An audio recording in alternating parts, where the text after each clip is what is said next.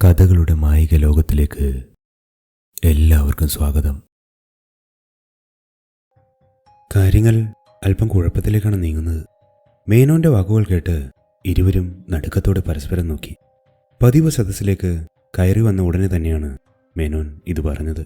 ഇന്ന് നടന്ന കോടതി വിവരങ്ങൾ അറിയാനാണ് എല്ലാവരും ഒത്തുചേർന്നത്.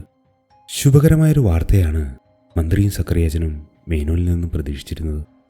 അതുകൊണ്ട് തന്നെ ലാഘവമായ മനസ്സോടെയാണ് ഇരുന്നതും.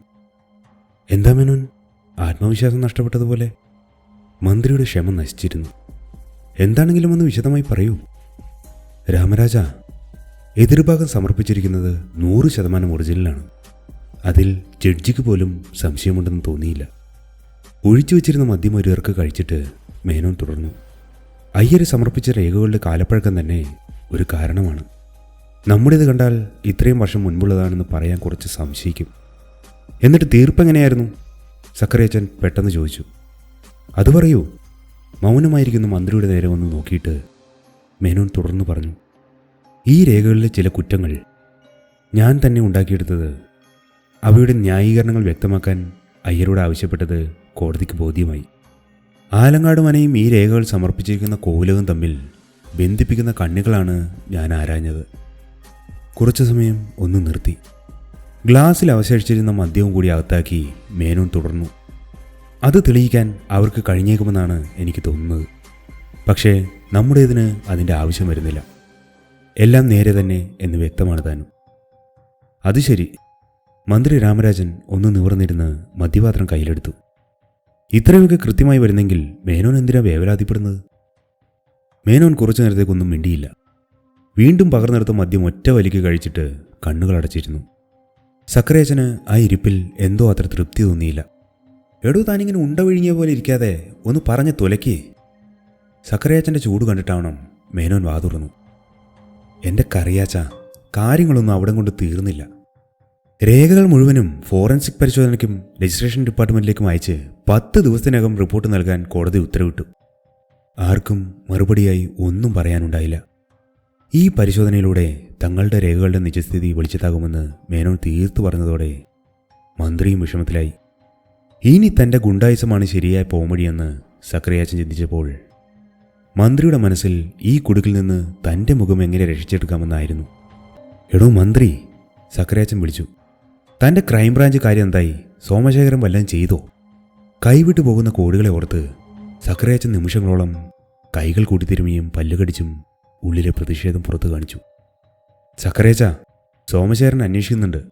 പക്ഷേ ഒരിടത്തും എത്തിയിട്ടില്ല. എത്തില്ല, അതെനിക്കറിയാം. അവന്മാരെ കൊണ്ട് ഒന്നിനും കഴിയില്ല. ഞാൻ എൻ്റെ പിള്ളേരൊന്ന് ഇറക്കട്ടെ. മന്ത്രിയുടെ നേരെ നോക്കി തുടർന്നു. ഇതിൻ്റെ ഇടയിൽ തൻ്റെ പോലീസ് കയറി പണിയാൻ വരാതെ താൻ നോക്കിക്കൊള്ളണം. മന്ത്രി ശരിയെന്നോ അല്ലെന്നോ പറയാതെ ഒന്ന് പുഞ്ചിരിക്കുക മാത്രമാണ് ചെയ്തത്. സക്കറിയാച്ചൻ അത് ധാരാളം മതിയായിരുന്നു. കാരണം അയാൾ ഇതിനു മുമ്പും ഇതുപോലെ പലതും ചെയ്തിട്ടുണ്ട്. അന്നും മന്ത്രിയുടെ മുഖഭാവം ഇങ്ങനെ തന്നെയായിരുന്നു. കൂടുതൽ സമയം സക്കറിയാച്ചൻ അവിടെ ഇരുന്നില്ല. മേനോനും രാമരാജൻ മന്ത്രിയും തനിച്ചായി ആ മുറിയിൽ. ഒഴിയുന്ന പാത്രങ്ങളിൽ മദ്യം നിറക്കുക എന്ന ജോലി ഒഴികെ മറ്റൊന്നിലും ബന്ധപ്പെടാതെ ജോസഫ് അല്പം അകന്നു മാറിയിരുന്നു. മേനോനെ, താൻ ഒരു കാര്യം ചെയ്യണം. എന്താണ് വേണ്ടതെന്ന ഭാവത്തിൽ നോക്കിയിരുന്ന അയാളെ നോക്കി മന്ത്രി പറഞ്ഞു. ഈ ഡോക്യുമെൻറ്റുകൾ ഹാജിയാർ കൊണ്ടുവന്നതല്ലേ? കാര്യങ്ങൾ കുഴപ്പത്തിലേക്കാണ് പോകുന്നതെങ്കിൽ താൻ വെറും വക്കീൽ, കക്ഷി ഹാജിയാരല്ലേ? അയാൾ തന്ന രേഖ വിളിച്ച് മേനോൻ കേസ് വാദിക്കുന്നു. ഞാനോ സക്കറിയാച്ചനോ ഇതിലില്ല. തനിക്ക് മനസ്സിലായോ? കുറച്ച് സമയം ആലോചിച്ചിരുന്നിട്ട് മേനോൻ പറഞ്ഞു. സംഗതി കൊള്ളാം. പക്ഷേ ഹാജിയെല്ലാം വിളിച്ച് പറയില്ലേ? മേനോൻ്റെ ശങ്ക ശരിയെന്നേ. പക്ഷേ അതത്ര കാര്യമാക്കേണ്ട. സക്കറിയാച്ചൻ്റെ പിള്ളേർ വേണ്ടത് ചെയ്തോളൂ. വെറുതെയല്ല മന്ത്രി സാറിനെ ചാണക്യനെന്ന് വിളിക്കുന്നത്. മേനോൻ്റെ പ്രസ്താവനയിൽ മന്ത്രിയും പങ്കുചേർന്നു. ജോസഫേ, ഇതെല്ലാം എടുത്തു വെച്ചിട്ട് പോയിക്കോളൂ, ഞങ്ങൾ ഇറങ്ങുകയാണ്. മന്ത്രിയും മേനോനും പുറത്തേക്ക് പോയപ്പോൾ ജോസഫ് ആത്മകഥം ചെയ്തു. കിട്ടാൻ എന്തെങ്കിലും ഉണ്ടെങ്കിൽ കമിഴ്ന്ന് വീഴും, ഇല്ലെങ്കിൽ പുറം കാലിന് തൊഴിക്കും. പാവം ഹാജിയാരുടെ കാര്യം. സ്വാമിനാരായണന്റെ വീട്ടിലെ സന്ദർശനം വിഷ്ണുദത്തന്റെ ജീവിതത്തിലെ അവിസ്മരണീയ ദിനമായിരുന്നു. ഓഫീസിലെ പ്രവൃത്തികളും വ്യാപാരവും ജോലിയുമായി ബന്ധപ്പെട്ട എല്ലാ കാര്യങ്ങളും സ്വാമിയേക്കാൾ വിശദമായി കാർത്തിക വിവരിച്ചു. ചില സമയത്ത് തോന്നിയിട്ടുണ്ട്, ഇത്രയും മിടുക്കിയായ ഒരു മകൾ സ്വാമിക്കുണ്ടായത് അയാളോ പൂർവികരോ ചെയ്ത സുഹൃതമാണെന്ന്. എല്ലാ ദിവസവും കുറഞ്ഞത് 1 മണിക്കൂർ സമയമെങ്കിലും കാർത്തിക ഓഫീസിൽ വന്ന് അച്ഛനെ സഹായിച്ചിരുന്നുവെന്ന് പറയുമ്പോൾ സ്വാമിയുടെ കണ്ണുകളിൽ വാത്സല്യത്തെക്കാളേറെ അഭിമാനമായിരുന്നു മകളെക്കുറിച്ച്. കുറച്ച് മണിക്കൂറുകൾ മാത്രമേ കാർത്തിക അച്ഛനെ സഹായിച്ചിരുന്നുള്ളൂ എന്ന് പറഞ്ഞത് വിഷ്ണുവിന് വിശ്വസിക്കാൻ പ്രയാസം തോന്നി. അത്രയ്ക്ക് അവഗാഹമായാണ് ഓഫീസ് സംബന്ധമായ കാര്യങ്ങൾ വിഷ്ണുവിനോട് വിശദീകരിച്ചത്, ഒരു പരിചയസമ്പന്നയായ മാനേജറെ പോലെ. തിരിച്ച് വീട്ടിലെത്തിയപ്പോഴേക്കും വിഷ്ണുവിൻ്റെ അപരിചിതത്വം പൂർണ്ണമായും വിട്ടകന്നിരുന്നു. അത് കഴിഞ്ഞിട്ടിപ്പോൾ 3 ദിവസം കഴിഞ്ഞെങ്കിലും ഏതാനും മണിക്കൂറുകൾ പോലെയാണ് വിഷ്ണുവിനെ തോന്നുന്നത്. ഇന്ന് സ്വാമി വിളിച്ചിരുന്നത് കേസിന്റെ കാര്യങ്ങൾ പറയാനായിരുന്നു. നമ്മൾ തന്നെ ജയിക്കുമെന്ന് സന്തോഷത്തോടെ അറിയിക്കുന്നതിനോടൊപ്പം താൻ ജോലിയിൽ പ്രവേശിക്കുന്ന തീയതിയുടെ കാര്യം കൂടി ഓർമ്മിപ്പിച്ചു. ശ്രീകണ്ഠേശ്വര ക്ഷേത്രത്തിലെ പൂജാരിയെ കണ്ടിട്ട് സമയം തീരുമാനിക്കാമെന്നാണ് ധാരണയിലായിരുന്നത്. അതെന്നു വേണമെന്നാണ് സ്വാമിക്ക് അറിയേണ്ടത്. നാളെ തന്നെ ആയാൽ അത്രയും നല്ലതെന്ന ഭാവമായിരുന്നു സംസാരത്തിൽ. ഇനിയും ഇത് നീട്ടേണ്ട എന്നാണ് വിഷ്ണുദത്തൻ തീരുമാനിച്ചത്. അതിൻ പ്രകാരം അടുത്ത ഞായറാഴ്ച രാവിലെ ക്ഷേത്രത്തിലെത്താമെന്ന് നിശ്ചയിച്ചു.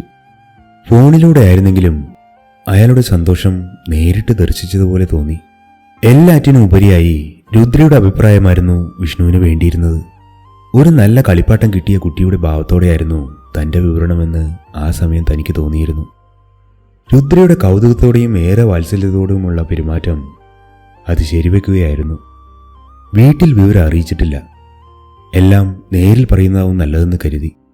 ശനിയാഴ്ച വീട്ടിലേക്ക് വരുന്നെന്നും ചില അത്യാവശ്യ കാര്യങ്ങളുണ്ടെന്നുമാണ് പറഞ്ഞത്. അച്ഛൻ എന്തോ ശങ്കയുള്ളതുപോലെ തോന്നിയെങ്കിലും അമ്മയ്ക്കും അനുജത്തിമാർക്കും ആഹ്ലാദകരമായ വാർത്തയായിരുന്നു. അച്ഛൻ ഇപ്പോഴും തൻ്റെ ജോലിയെക്കുറിച്ചുള്ള അവ്യക്തത വിട്ടുമാറിയിരുന്നില്ല. കടബാധ്യതകൾ തീരുന്നവരെ അത് തുടരും. ദീപാരാധന കഴിഞ്ഞ് ലോഡ്ജിലേക്ക് മടങ്ങുന്ന വഴി ഇടയ്ക്കെപ്പോഴോ തിരിഞ്ഞു നോക്കുമ്പോൾ ആരോ 2 പേർ തന്നെ പിന്തുടരുന്ന പോലെ ഒരു തോന്നൽ വിഷ്ണുവിനുണ്ടായി. അത് വെറുതെ ഒരു സങ്കല്പം മാത്രമാണെന്ന് കരുതിയെങ്കിലും കുറച്ചു ദൂരം നടന്നു കഴിഞ്ഞ് തിരിഞ്ഞു നോക്കുമ്പോൾ അതങ്ങനെയല്ലെന്ന് മനസ്സിലായി. ഇടയ്ക്കിടെ പിന്നിലേക്ക് ശ്രദ്ധിച്ച് നടന്നപ്പോൾ കൂടുതൽ വ്യക്തമായി ആരോ തന്നെ നിരീക്ഷിക്കുന്നുണ്ട്. ആരായിരിക്കും? ലോഡ്ജിലേക്ക് കയറുന്നതുവരെ അവർ പിന്നിലുണ്ടായിരുന്നു. അകത്തെത്തിയതിനു ശേഷം ഒരിക്കൽ കൂടി തിരിഞ്ഞു നോക്കിയപ്പോൾ കണ്ടു 2 പേർ പുറത്ത് റോഡിൽ ഇങ്ങോട്ട് തന്നെ സൂക്ഷിച്ചു നോക്കുന്നു. തന്നെ പിന്തുടരുന്നത് തന്നെയെന്ന് ഉറപ്പാക്കി. ആ സമയം രുദ്രയുടെ വാക്കുകൾ ഓർമ്മിച്ചു. കായികമായി ഉണ്ടാവുന്ന പ്രതിബന്ധങ്ങളെക്കുറിച്ച് സൂചിപ്പിച്ചത്. തനിക്കിനി അതൊന്നും ഒരു പ്രശ്നമല്ല. എന്തിനേയും നേരിടാനുള്ള മനസ്സുറപ്പ് ഇപ്പോൾ കൈവന്നിരിക്കുന്നു. എങ്കിലും എല്ലാം ഒന്ന് മുൻകൂട്ടി കരുതിയിരിക്കുന്നത് നല്ലതാണെന്ന് ഉള്ളിലൊരു തോന്നൽ. പെട്ടെന്നാണ് വാസുവിന്റെ കാര്യം ഓർമ്മിച്ചത്. അവരെ തനിക്ക് ആവശ്യമായി വരുമെന്ന് വാസുവിനോട് പറഞ്ഞ കാര്യവും ആ നിമിഷം ഓർമ്മിച്ചു.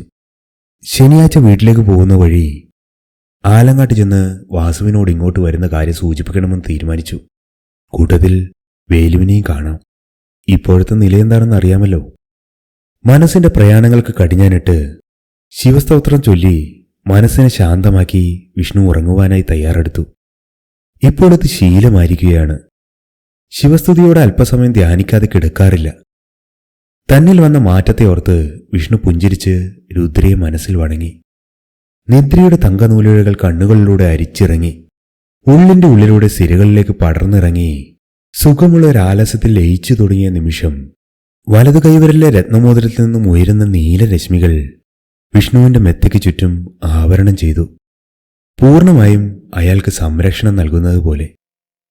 ശ്രീകണ്ഠേശ്വര ശിവക്ഷേത്രത്തിലെ പൂജാരി അത്താഴപൂജ കഴിച്ച് നടയടച്ച് ശ്രീകോവിലിൽ നിന്ന് പുറത്തേക്കിറങ്ങുമ്പോൾ ബലിക്കല്ലിനരികിലായി ഒരു ദിവ്യപ്രകാശം കണ്ടു. അതിനെ തന്നെ സൂക്ഷിച്ചു നോക്കി നിന്നു. ആ നിമിഷം തന്നെ അതിലേക്ക് ആവാഹിക്കുന്നത് പോലെ പൂജാരിക്ക് തോന്നി. സാവധാനം അടുത്തേക്ക് ചെല്ലുമ്പോൾ അവിടെ നിന്ന് അശരീരി പോലൊരു സ്ത്രീ ശബ്ദം കേട്ടു. അങ്ങ് അടുത്തേക്ക് വരേണ്ട, ഞാൻ പറയുന്നത് ശ്രദ്ധിച്ചു കേൾക്കൂ. പൂജാരി അഞ്ജലിബദ്ധനായി ആ ദിവ്യപ്രകാശത്തിലേക്ക് നോക്കി നിന്നു. ശ്രീ പരമേശ്വരന്റെ ദൂതുമായി എത്തിയതാണ് ഞാൻ. അടുത്ത ദിവസം ഒരു മുഹൂർത്തം നിശ്ചയിക്കാൻ 2 ശിവഭക്തർ വരും. അവർക്ക് ഒരു അപകടം പതിയിരിക്കുന്നുണ്ട്. അതിനാൽ വിശേഷാൽ പൂജയും മൃത്യുഞ്ജയ ഹോമവും നടത്തി ഉപവാസത്തോടെ ദീപാരാധന വരെ അവരെ ഇവിടെ ഇരുത്തണം. ക്ഷണനേരം കൂടി ആ ദിവ്യപ്രകാശം തങ്ങി നിന്നിട്ട് അപ്രത്യക്ഷമായി. കൃഷ്ണാനന്ദ നമ്പൂതിരിയുടെ മനസ്സിൽ അനേകം വിചാരങ്ങൾ കുമിഞ്ഞുകൂടി. ഈയിടെയായി ഏറെ ദിവ്യദർശനങ്ങൾ ഉണ്ടാകുന്നു. സൂര്യങ്കാവില്ലത്തെ വിശ്വനാഥൻ നമ്പൂതിരി സാക്ഷാൽ പരമശിവന്റെ അനുഗ്രഹം ലഭിച്ച കുട്ടിയാണെന്ന് തനിക്ക് തോന്നി തുടങ്ങിയിട്ട് ഏറെ കാലമായി. അടുത്ത കാലത്ത് അത് സത്യമാണെന്ന് അറിയുകയും ചെയ്തു. ഇതും അതുമായി ബന്ധപ്പെട്ടത് തന്നെയായിരിക്കും എന്ന് ഉള്ളം മന്ത്രിച്ചു. പഞ്ചാക്ഷരി മന്ത്രം ചൊല്ലി ശിവസ്മരണയോടെ പൂജാരി വീട്ടിലേക്ക് നടന്നു. ഇന്നത്തെ ദേവസന്ദേശവും ആ കുട്ടിയുമായി ബന്ധപ്പെട്ട വിശേഷങ്ങളുമായിരുന്നു അപ്പോൾ ആ മനസ്സിൽ.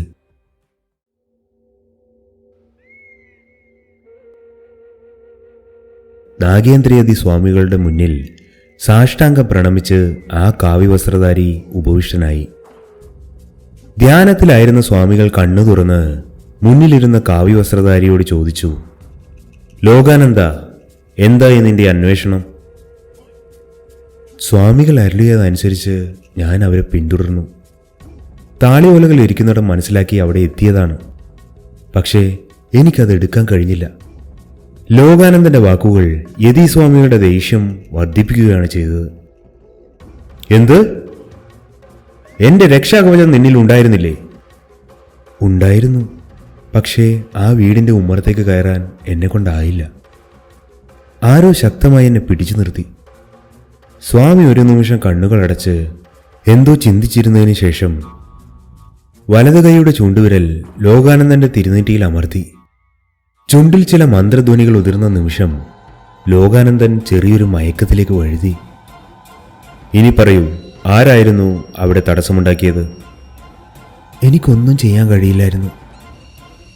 ശ്രീപാർവതിയുടെ പ്രധാന തോഴി രുദ്രയുടെ സംരക്ഷണത്തിലാണ് അവിടെ. ഇത് പറഞ്ഞിട്ട് ലോകാനന്ദൻ അബോധാവസ്ഥയിൽ മറഞ്ഞു. നാഗേന്ദ്രയതി സ്വാമികൾ ഗാഢമായ ചിന്തയിൽ കുറച്ചു സമയം ഇരുന്നിട്ട് കമണ്ഡലത്തിൽ നിന്ന് തീർത്ഥമെടുത്ത് ലോകാനന്ദന്റെ ദേഹത്ത് തെളിച്ചു. ഒരു ഉറക്കത്തിൽ നിന്നെന്ന പോലെ അയാൾ ഉണർന്ന് സ്വാമിയുടെ അനുവാദത്തോടെ ആശ്രമത്തിന്റെ അകത്തളത്തിലേക്ക് നടന്നു. നാഗേന്ദ്രയതി സ്വാമികൾ ചെറിയൊരു ചിന്താക്കുഴപ്പത്തിലായി. രുദ്രയുടെ പ്രഭാവം ഊഹാപോഹങ്ങൾക്ക് അതീതമാണെന്ന് തന്നെ കാര്യം. ഭൂതഗണങ്ങളെയെല്ലാം തനിക്കറിയാം. അവരെ എങ്ങനെയാണ് നേരിടേണ്ടതെന്നും നിശ്ചയമാണ്. പക്ഷേ രുദ്രയെ എങ്ങനെ എതിരിടും? അതും പാർവതീദേവിയുടെ പ്രഥമ തോഴിയെ. ഇതുവരെ അങ്ങനെ ഒരാവശ്യം വന്നിട്ടില്ല. അതിനാൽ തന്നെ രുദ്രയുടെ പ്രഭാവം അറിഞ്ഞിട്ടില്ല. പാർവതീദേവി സാക്ഷാൽ ജഗദാംബിക തന്നെയാണ്. തൻ്റെ ഉപാസനാമൂർത്തികളെല്ലാം ആ ജഗദമ്മയുടെ പലവിധ അവതാരങ്ങളുമായതിനാൽ തനിക്ക് പലതും ചെയ്യാനാകും. ഇത് നഷ്ടപ്പെടുത്താൻ കഴിയില്ല. അളവറ്റ നിധിശേഖരങ്ങൾ ആ മനയിലുണ്ട്. അതുമാത്രമാണ് ഈ ദൗത്യത്തിനായി തന്നെ തേടിയെത്തിയവർക്ക് വേണ്ടത്. എന്നാൽ തൻ്റെ ലക്ഷ്യം മറ്റൊന്നാണ്. ആലങ്ങാട്ട് മനയിലെ നിലവറയിൽ നിന്ന് അത് കൈക്കലാക്കണം. ചിന്താഭാരത്തോടെ നാഗേന്ദ്രയതി സ്വാമി പൂജാമുറിയിലേക്ക് കയറി. തൻ്റെ സംശയങ്ങൾക്ക് ഇനി മറുപടി തരാൻ ദേവിക്ക് മാത്രമേ കഴിയൂ. പൂജാമുറിയിലെ മന്ത്രപീഠത്തിന് മുന്നിൽ ചമ്രം പടിഞ്ഞിരുന്ന് ദേവിയെ ധ്യാനിച്ചു. നിമിഷങ്ങളുടെ ധ്യാനത്തിന് ശേഷം 17,000 ഒരു മന്ത്രം ജപിച്ചു. മന്ത്രജപങ്ങളുടെ ഉച്ചസ്ഥായിയിൽ ദേവിയുടെ സാന്നിധ്യം പൂജാമുറിയിൽ പ്രകടമായി. പാദപതന ശബ്ദം കാതുകളിൽ പതിച്ചതോടെ മനോമുകുരത്തിൽ ദേവിയുടെ രൂപം തെളിഞ്ഞു. നിമിഷങ്ങൾക്കകം ദേവി പ്രത്യക്ഷയായി. വത്സ, നാം പ്രസാദിച്ചിരിക്കുന്നു. എന്താണ് നിന്റെ ഇംഗിതം? ദേവിയുടെ മൃദുലമായ ശബ്ദം കാതിൽ പതിച്ചതോടെ യതീസ്വാമി കണ്ണു തുറന്ന് ദേവീപാദങ്ങളിൽ കരങ്ങൾ അർപ്പിച്ചു. ദേവി, എൻ്റെ ആഗ്രഹം സാധ്യമാവണം. ആലങ്ങാട്ട് മനയിലെ അറയിൽ വിശേഷ ശക്തിയുള്ള ശിവപാർവതി വിഗ്രഹമുണ്ട്. അതാണ് എനിക്ക് വേണ്ടത്. കൂപ്പുകൈയിലൂടെ സ്വാമി ദേവിയോട് അപേക്ഷിച്ചു. വത്സ, ഇത് നിസ്സാരമായ കാര്യമാണ്. പക്ഷേ ഈ മനയുടെയും അതുമായി ബന്ധിപ്പിക്കപ്പെട്ട എല്ലാ മനുഷ്യരുടെയും സംരക്ഷണം രുദ്രാംഗനയിലാണ്. ശ്രീ പാർവതീദേവിയുടെ പ്രിയ തോഴിയാണവൾ. എനിക്കവളെ നേരിടാൻ കഴിയില്ല. ദേവി, അവിടത്തേക്ക് കഴിയാത്തതായി എന്താണുള്ളത്? വത്സ, നീ പറയുന്നത് ശരി തന്നെ. എന്നാൽ ഈ ദൗത്യം എനിക്കോ നിന്റെ മറ്റ് ആരാധനാമൂർത്തികൾക്കോ കഴിയില്ല. ദേവി എന്തെങ്കിലും വഴി എനിക്ക് കാണിച്ചു തരൂ. നിമിഷങ്ങളോളം ദേവി ഒന്നും തന്നെ സംസാരിച്ചില്ല. ആകാംക്ഷയോടെ നോക്കിയിരുന്ന നാഗേന്ദ്രയതി സ്വാമിയോട് ദേവി അരുളി, ഒരേ ഒരു പോംവഴി, ത്രിപുരസുന്ദരി ദേവിയെ പ്രസാദിപ്പിക്കുക. ആ വഴിയിലൂടെ മാത്രമേ രുദ്രയെ നേരിടാനാകൂ. ഇത്രയും പറഞ്ഞിട്ട് വാർത്താളി ദേവി ഭക്തനെ അനുഗ്രഹിച്ച് മറഞ്ഞുപോയി. നാഗേന്ദ്രയതി സ്വാമി പൂജാമുറിയിൽ തന്നെ ചിന്താമഗ്നനായിരുന്നു. നാഴികളോളം ആ ഇരിപ്പ് തുടർന്നു. ആരും തന്നെ തുണയ്ക്കില്ലെന്ന് ഉറപ്പായതുപോലെ മനസ്സ് കലുഷമായി കഴിഞ്ഞിരുന്ന സമയത്ത് അയാളുടെ ഉള്ളിൽ മറ്റൊരു ചിന്ത കടന്നു വന്നു. പിന്നെ താമസമുണ്ടായില്ല. കർണയക്ഷിയെ മനസ്സിൽ ധ്യാനിച്ചു. ധ്യാനത്തെ തുടർന്ന് മന്ത്രങ്ങൾ ഉരുവിട്ടതോടെ കർണയക്ഷി വെളിപ്പുറത്തെത്തി. ദേവി, ദേവി പറയൂ, എൻ്റെ ലക്ഷ്യത്തിലെത്താൻ ഏതു വഴിയാണ് ഞാൻ സ്വീകരിക്കേണ്ടത്? വത്സ, ചീവീടിൻ്റെ മുരൾച്ച പോലെ യക്ഷി തുടർന്നു. ത്രിപുരയെ പ്രീതിപ്പെടുത്താൻ നിനക്ക് കഴിയില്ല, അതുപോലെ തന്നെ രുദ്രയെയും. പക്ഷെ നിനക്ക് ചെയ്യാൻ കഴിയുന്നത് അവൻ നാളെ ക്ഷേത്രത്തിലെത്താതിരിക്കുക എന്നതാണ്. ക്ഷേത്രത്തിൽ പ്രത്യേക പൂജകളുണ്ട്. അത് നടന്നാൽ ഒരു ശക്തിക്കും പിന്നെ തടയാനാകില്ല. കർണയക്ഷി കൺമുന്നിൽ നിന്നും മറഞ്ഞതോടെ പുതിയൊരു പ്രതീക്ഷ യതീസ്വാമിയിലുണ്ടായി. ലോകാനന്ദ! പൂജാമുറിയിൽ നിന്ന് പുറത്തേക്ക് വന്ന് ഉറക്കെ വിളിച്ച ക്ഷണം തന്നെ ലോകാനന്ദൻ ഓടിയെത്തി. സമഗ്ര പൂജക്ക് കളം തയ്യാറാക്കൂ, കൂടാതെ ഭൂതാവേശ പൂജയും. യതീസ്വാമി മനസ്സിൽ കൃത്യമായ പരിപാടികൾക്ക് രൂപം കൊടുത്തു.